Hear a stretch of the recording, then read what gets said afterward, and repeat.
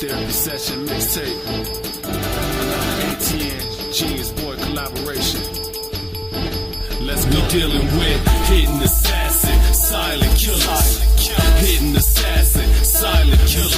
With hidden assassin, silent killers.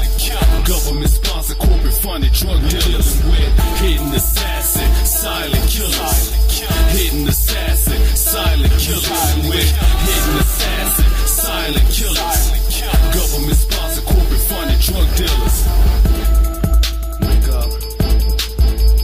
Y'all better unplug from that matrix, man. See the world for what it really is. You know what I'm saying?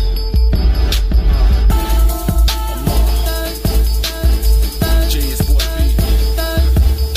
Israel, stand up. Nazarene. Praise Yah for life. Praise Yah for life. The conventional therapies for medulloblastoma is one of the true success stories of pediatric oncology in that it allows a curative potential in over 75% of patients that May I interrupt you just real briefly? Because I saw some of the children that were cured by this treatment. I saw them. They were mentally retarded. They couldn't talk.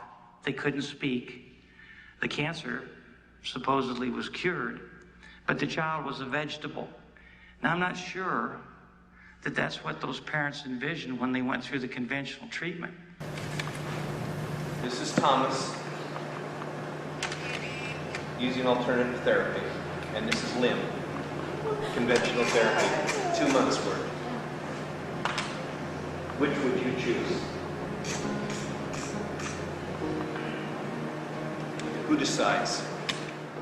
You have to admit that this is a cesspool. I mean, the FDA is not some pristine, beautiful palace where everything is crystal and everyone is spick and span.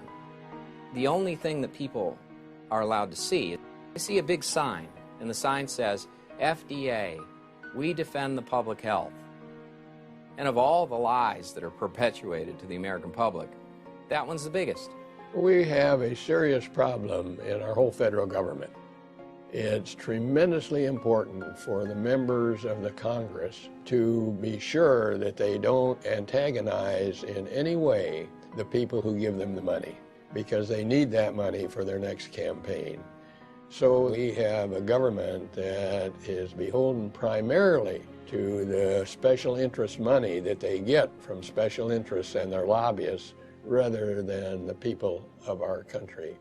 And the industry that spends the most money on lobbying of any is the pharmaceutical industry. And it's money that pushes the whole system, so that it's the money that the pharmaceutical companies give in political contributions to members of Congress. And it is the movement of people from the pharmaceutical industry to the FDA and back and forth, where it's the money that these people make that moves the system. So it's not the individuals, it's the system that corrupts the whole thing. Our home was in Tucson, and when Donna and I made the decision that there was going to be no radiation or chemo used on Thomas, the doctor decided to start hounding us. As a result, he told our attorney that because we had chosen not to speak to him directly and not to go with conventional therapy, that it left him no choice but to file charges against us with Child Protective Services for medical neglect, child abuse, and child neglect, which he did.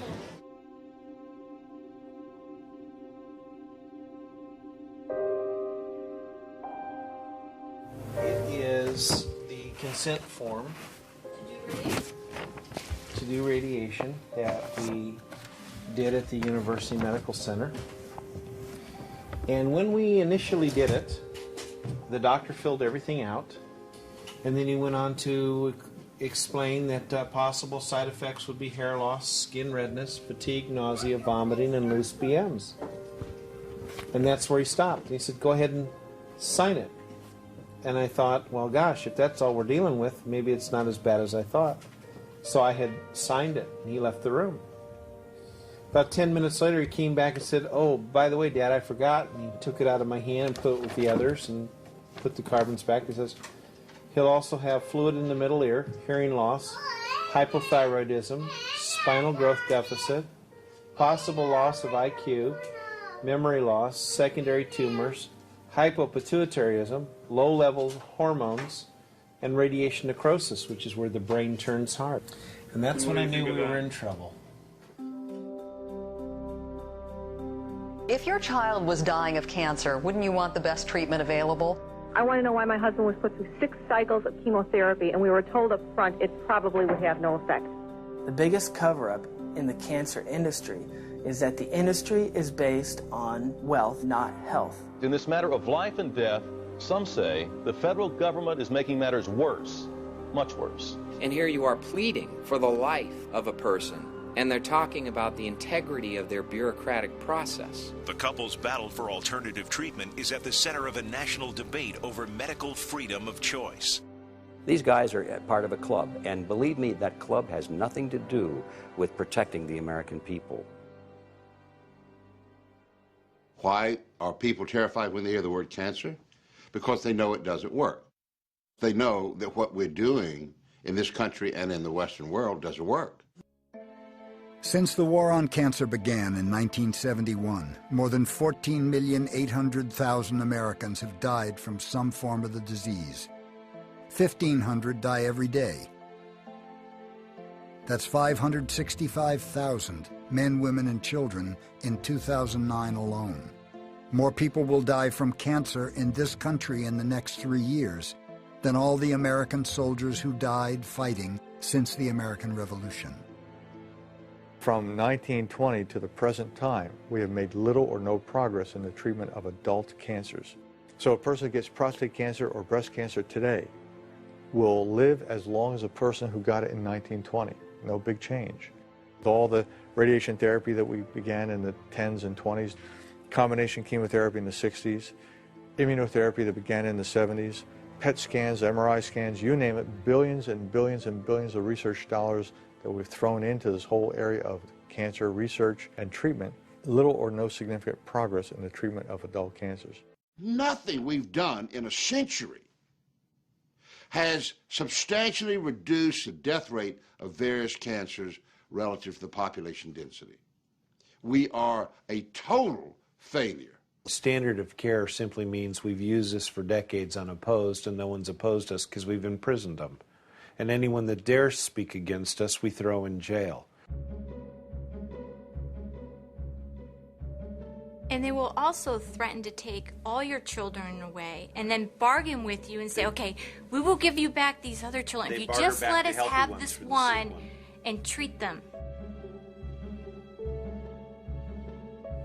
And what are you supposed to do as a parent? We've had, since 1971, a very long period of time to see that the current methods of doing things are not working. Chemotherapy has long ago reached its limits.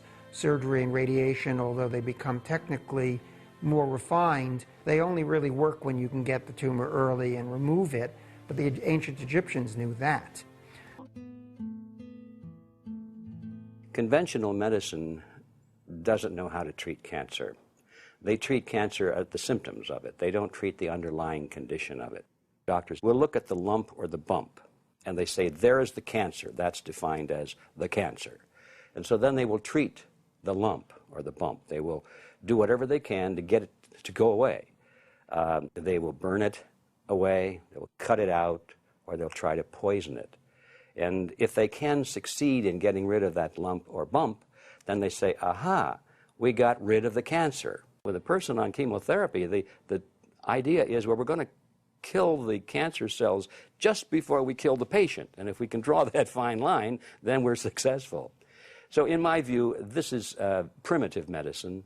I think someday people will look back at this period of history and they'll laugh at it, just the way we look back at the way they used to bleed patients. When I was a drug chemist, one of my first jobs was to design a tamoxifen derivative. Anytime you have to design a derivative of an existing drug, that means there's something wrong with the drug. And what we found in the lab was that tamoxifen was actually causing cancer.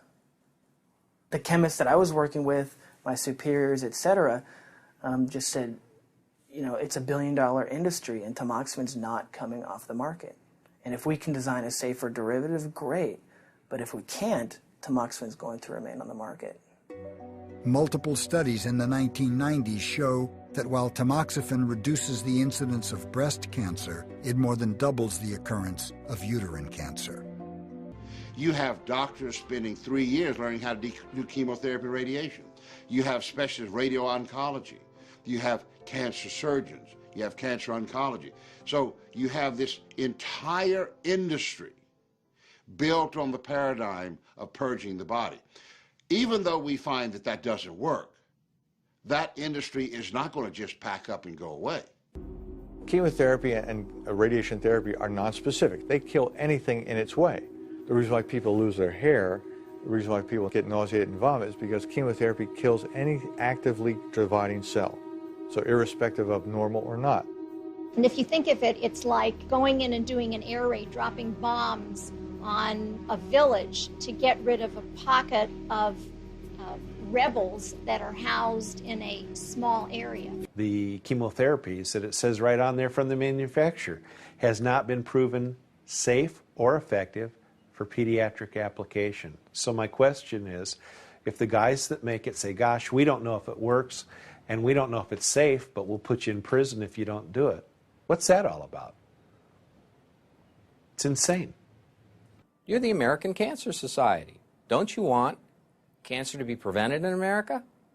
Instead, they end up on the side of the government, arguing that the information should be censored, suppressed, never allowed to reach the American consumer. Well, that speaks volumes, I think. And then you have to ask yourself, who does the American Cancer Society represent? Well, the answer with all nonprofit organizations is defined by where their financial support comes from. The American Cancer Society is one of the world's wealthiest nonprofit organizations. It has assets including land, cars, and cash totaling more than $2 billion. In order to finance this operation, the ACS has established a long history of partnerships with deep-pocketed corporations. And what is the upshot of that? The upshot of that is it costs on average about $1.6 billion for a single drug to be approved in the United States. That game can only be played by the largest monopolies on earth. So if you invent a drug, you discover an agent that has therapeutic utility, and you're in the scientific community out there, you can largely kiss that drug goodbye. We have an extraordinary story for you of a cancer doctor whose patients say he's performing miracles, but the government wants to close him down. Throughout the century, promising cures and therapies are met harshly by the AMA, the FDA, and the ACS. Scientists, including the likes of Nobel laureates Linus Pauling and Otto Warburg, are considered traitorous and their work labeled as quackery. Canadian research team has come up with DCA. They believe it's a cheap and simple drug that kills almost all cancers. You heard that right. The real story is, you can't have it. Not because it's unsafe, but because your blood's going to shoot out of your eyes, because it doesn't make any money. And in the U.S., the FDA has shut down all sites selling the drug. How do you take something that costs pennies a day and fit it into a system that at the end of the process is supposed to generate a drug that's going to make $2 or $4 billion a year for you? Can't be done. In November 2001, 2 years after his diagnosis, the Navarros are told Thomas only has a few days left to live. So then we had to make the decision to let him go. And it was very difficult. But he fought so hard. And so did we. And his death certificate reads, respiratory arrest due to chronic toxicity of chemotherapy. That says it all. yeah. It says it all.